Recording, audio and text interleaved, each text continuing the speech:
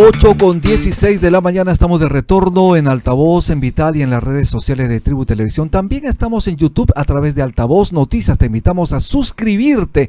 Estamos conversando con Javier Contreras, periodista, docente universitario. Javier, los profesores en la universidad donde labores, ¿cuántos trabajos de investigación tienen que presentar? Bueno, tenemos la obligación de investigar. Obligatoriamente. Sí. Todos los docentes universitarios tenemos el deber de producir conocimiento como parte de nuestro ejercicio profesional. Son tareas que se coadyuvan. Se espera que podríamos publicar un paper indexado al año. Eso es un poco lo que se espera de un docente de tiempo completo, ¿no? Yo he leído una parte de un paper que has presentado a tu universidad que está referida a la encíclica Laudato Si del Papa Francisco, que fue publicada, como sabemos, esta encíclica el 24 de mayo del año 2015 y aborda la necesidad, digamos, de atender la crisis ambiental, la necesidad de cuidar nuestro planeta. ¿Cómo así te inspiras para este paper, para este trabajo de investigación relacionado a esta encíclica con el Perú? Sí, bueno, el Papa Francisco ha tenido un pontificado muy social. Sus encíclicas más allá de lo teológico, de lo doctrinal, que por supuesto están bien fundamentadas, tienen un fuerte componente social o pensado, orientado a lo que deben hacer los gobiernos. Entonces creo que también podría ser tomado, y eso es la hipótesis del paper, como una hoja de ruta para política pública, sobre todo en países como el Perú, donde las políticas ambientales existen, porque el Perú tiene un marco normativo ambiental, entiendo que sólido luego de la pesquisa bibliográfica que hice, pero que muchas veces no se condice con lo real, que no se ejecuta, que no se defiende, sobre todo en provincia donde las autoridades o donde el Estado no es suficientemente fuerte frente a amenazas como la predación, como la tala, como algunas actividades ilegales incluso, ¿no? Hay que recordar además que el Perú, de una manera cíclica, tenemos que enfrentar incendios forestales. Sí. Por ejemplo, durante el año pasado han habido muertos, obviamente miles de hectáreas devastadas por el fuego, obviamente animales también calcinados, vidas humanas que se han perdido, muchas personas han sido, lamentablemente han sido heridas, bomberos que han sido sacrificados también se han sacrificado.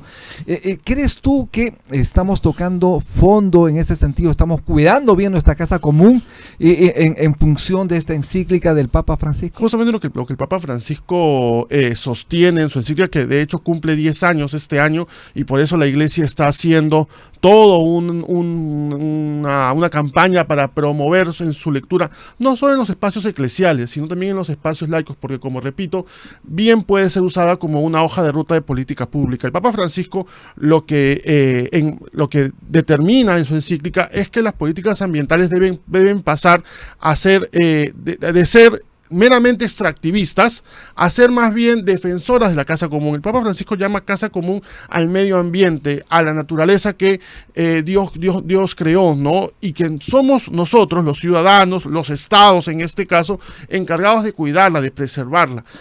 Esto sobre todo en países donde las actividades extractivas son muy intensas y donde las economías dependen en gran porcentaje, de gran manera, en el extractivismo.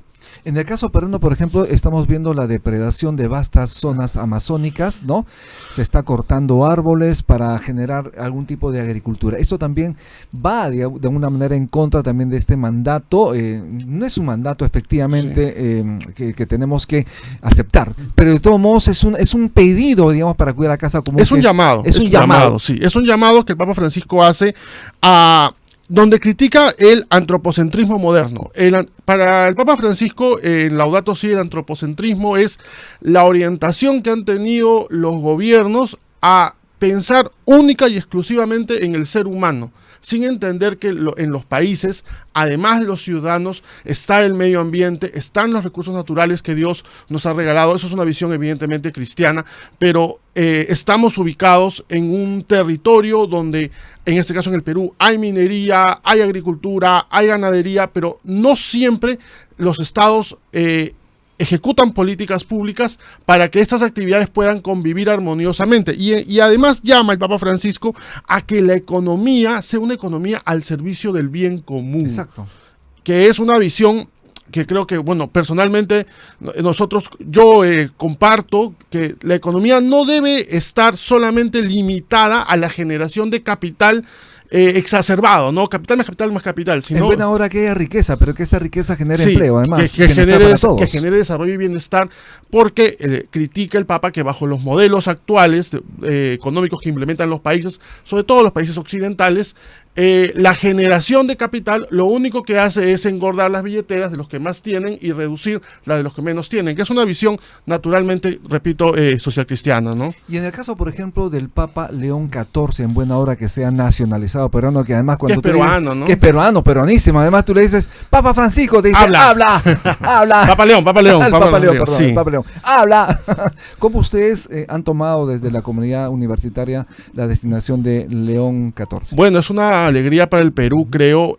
Salimos de un pontificado, te repito, muy social, muy ligado a la doctrina social de la Iglesia, que es del Papa Francisco, y creo yo al menos que la del Papa León será un poco su continuidad. El Papa León toma el nombre porque León se llamaba el consejero de San Francisco de Asís. Exacto. O sea, el Papa Francisco se llama Francisco en honor a San Francisco de Asís, y el consejero, el confesor, el que un poco le marca la ruta a San Francisco de Asís, mano derecha, es León. Entonces, un poco va por ahí, entiendo yo que vamos a ver años de una eventual continuidad del Papa Francisco, ¿no? Y eso espero en realidad. Importantísimo. Aaron. Sí, mencionaste acerca de... Entonces ese problema es para Francisco la desigualdad. Para el Papa Francisco la desigualdad y la pobreza es el gran problema de nuestras democracias, sí. Sí, porque desde un punto de vista liberal no importa que haya más ricos, el tema es que no haya más pobres, ¿no? Bueno, justamente hablando del Papa León XIV, trayendo de Encíclica Rerum Novarum, la Iglesia cree que el gran problema no son los ricos. No hay que eliminar a los ricos, hay que eliminar a los pobres.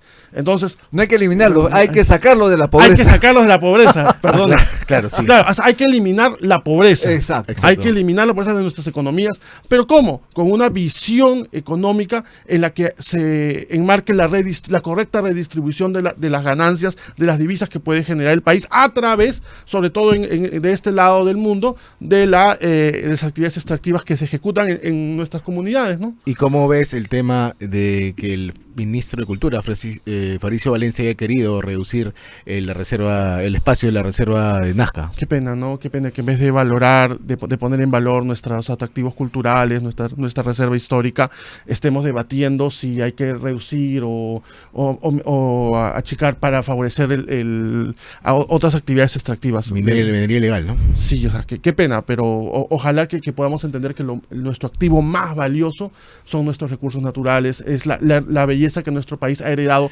a nivel cultural, social, ambiental. Felizmente el ministerio ha reculado, obviamente ha dado marcha atrás, sin embargo el riesgo permanece allí. Sí, y que es un riesgo, justamente el Papa Francisco advierte, ¿no?, que los gobiernos corren el riesgo de dejarse llevar para favorecer este tipo de actividades sin pensar en las consecuencias a largo plazo. Y mañana deberá dar cuenta precisamente a través de una interpelación el ministro de Cultura, debe estar en el Congreso de la República. Y esperemos que siempre se ponga en valor nuestra riqueza cultural, social, nuestro patrimonio, ¿no?, que es lo principal. Importantísimo. ¿Cuál sería tu recomendación en ese sentido para poder vincular estas políticas públicas en defensa de esta casa común respecto a esta encíclica Laudato Si por parte de las autoridades? Bueno, el ministro del Ambiente debería darse una leidita, creo, ¿no?, de Laudato Si. Hay que pasarle la encíclica. Y no solo el ministro del Ambiente, el Estado en general, ¿no? Parte de la investigación que hice fue contrastar las declaraciones que tuvieron los representantes del Ejecutivo en los meses de agosto, en el mes de agosto del año pasado, donde fue más crítico el tema de los incendios forestales, y pasamos de ignorar el tema a decir que no era un tema tan grande, o a decir si no hacen nada no se metan. Entonces creo que debe haber otra orientación de las políticas ambientales, repito, no normativas, porque el marco normativo existe. O sea, normativamente, según el cuerpo doctrinal que yo he podido revisar, el Perú tiene una normativa ambiental sólida, muy sólida. Lo que hay que hacer es trasladarlas a la vida diaria, sobre todo en aquellas regiones donde la presencia del Estado no es suficientemente efectiva. ¿Y qué está haciendo el Ministerio de Ambiente? Nada. No es que no hagan, es que eso es otro error. Creer que solo es un problema del Ministerio del Ambiente, como dice bien el Papa Francisco, reducir esto a un tema meramente gubernamental es un error. La política depende en mucha cuenta de todos los ciudadanos, de que todos tomemos conciencia desde acciones muy pequeñas, como por ejemplo el tema del reciclaje. Cuidar el agua, por ejemplo. Cuidar el agua. O sea, son acciones pequeñas que contribuyen. Si todos los peruanos, por ejemplo, no echáramos nuestras botellas a la calle, sino o recicláramos basura, ya sería una primera acción política. La política, en la visión de esta encíclica, no es únicamente gubernamental, sino es sobre todo ciudadana. Bien, Javier Contreras, muchísimas gracias. Muchas gracias. El domingo es el Día del Padre. ¿Qué le vas a regalar a tu papá? ¿Medias o corbata? No, ya está comprado su regalo. Un saludo para todos los padres y por supuesto para ti, Rumi. No sé si tú eres papá, Aaron, pero para ti, Rumi, un saludo. Muchísimas gracias, Javier Contreras. Gracias por estar en Altavoz en Vital. Muy amable. A ustedes. Muchas gracias. Estuvimos con el periodista Javier Contreras. Él también es docente universitario. Hacemos una pausa en Altavoz en Vital y en las redes sociales de Tribu Televisión. Ya regresamos. No hablemos.